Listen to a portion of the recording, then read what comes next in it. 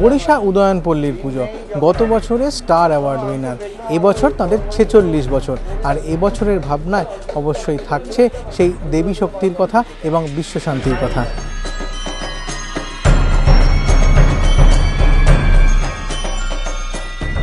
আমার মনে হয় যে এই যে সারা পৃথিবী জুড়ে যুদ্ধ যেটা চিরন্তন ধরে একটা হয়ে আছে, সেখানে সমস্ত মানুষের যদি এমন হতো যে তাদের ত্রিনয়ন উন্মেষ ঘটেছে, তাহলেই বোধহয় সব বন্ধ হয়ে যেত।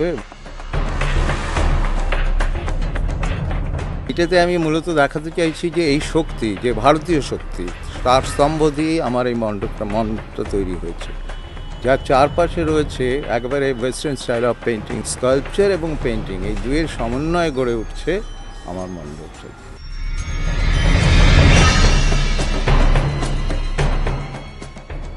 মাঝের মণ্ডপটি গোলাকার, তার চারধারে বিশ্বব্যাপী যে হিংসার ছবি তাকে পেন্টিংয়ের মাধ্যমে তুলে ধরা হয়েছে।